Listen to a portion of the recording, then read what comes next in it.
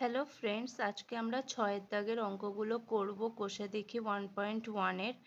তো চলো স্টার্ট করা যাক। এখানে কি বলেছে দেখো, একটি আয়তক্ষেত্রাকার ক্ষেত্রের কর্ণের দৈর্ঘ্য 15 মিটার এবং তার দৈর্ঘ্য প্রস্থ অপেক্ষা 3 মিটার বেশি। আচ্ছা, আয়তক্ষেত্র কেমন দেখতে হয় তো তোমরা সবাই জানো। এইটাকে কি বলবো আমরা? এটাকে দৈর্ঘ্য বলি, আর এইটাকে আমরা কি বলি?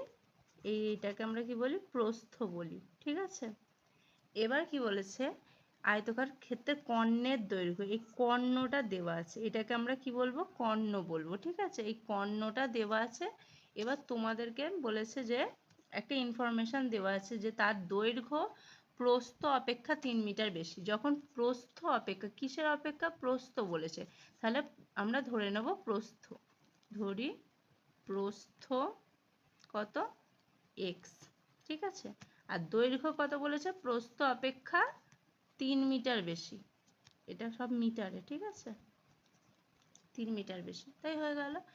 এবার বলেছে যে কর্ণের দৈর্ঘ্যটা আমাদের দেওয়া আছে, তাহলে শর্তানুসারে কর্ণর ফর্মুলা কি হয়? √ওভার দৈর্ঘ্য স্কয়ার প্লাস প্রস্থ স্কয়ার। ঠিক আছে, তার মানে এক্স প্লাস 3 তার whole square into x square equals to কত? 15। এটা দেওয়া আছে। ঠিক আছে, এবার তোমাদের এটাকে সিম্পলিফাই করতে হবে। এবার কিভাবে সিম্পলিফাই করবে? উভয় পক্ষকে বর্গ করে পাই। এখানে লিখবে, এখানে আমি লিখছি না, আমি শুধু বলে দিচ্ছি। এখানটায় অতএব বলে লিখবে যে এখানে উভয় পক্ষকে বর্গ করে পাই, এখানটায় লিখবে। লেখার পরে এইদিকে বর্গ করার পর কি হবে? রুটটা উঠে যাবে তো, কিন্তু এই দিকে তো বর্গ হয়ে যাবে। 15 তার হোল স্কয়ার, 15 স্কয়ার কত হয়? 225 লিখে দিলাম। এবার এইটার ফর্মুলা লেখো, x square plus 6x plus 9 plus x square equals two 225, তাই তো?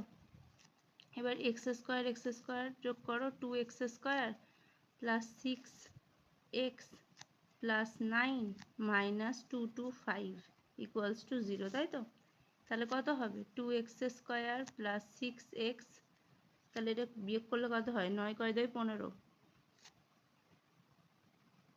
তাহলে বিয়োগ করলে কত হবে?